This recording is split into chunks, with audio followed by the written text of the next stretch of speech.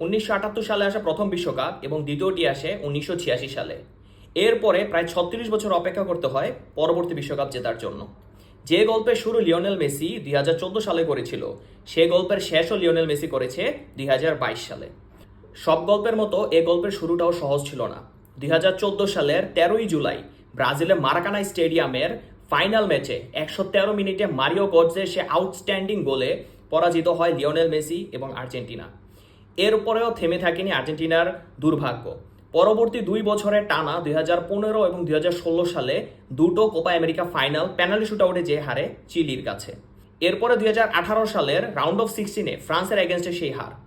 এখান থেকে অনেকে হয়তো ভেবেছিল যে লিওনেল মেসির সাথে আর্জেন্টিনার যাত্রা হয়তো এখানেই শেষ হয়ে যাবে। একের পর এক ব্যর্থতার পরেও টিকে ছিল এই আর্জেন্টিনা এবং লিওনেল মেসির মোটিভেশন।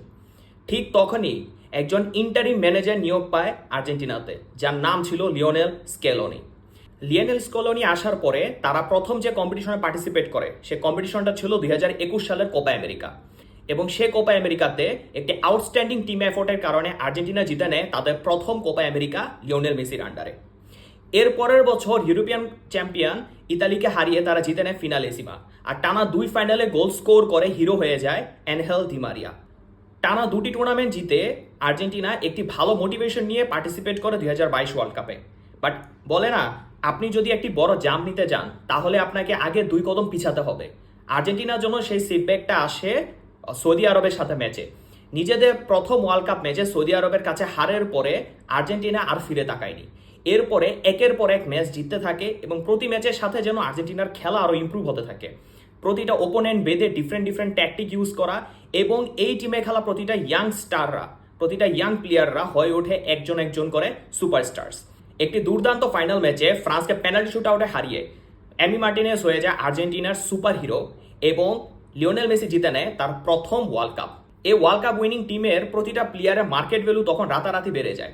ইউরোপের জায়ান্ট ক্লাবেরা এই টিমের যে আইকনিক ইয়াং প্লেয়াররা ছিল, Enzo Fernandez, Alexis Mac Allister, Julian Alvarez, এদের পিছু ছুটতে থাকে কারি টাকা নিয়ে।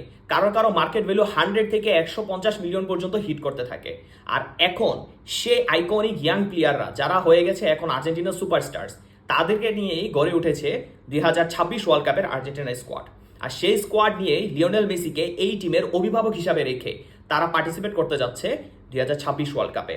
এবং আশা করা যাচ্ছে এই আর্জেন্টিনা হয়তো ডিফেন্ডিং চ্যাম্পিয়ন হিসাবেও উঠে আসতে পারে। Thank you.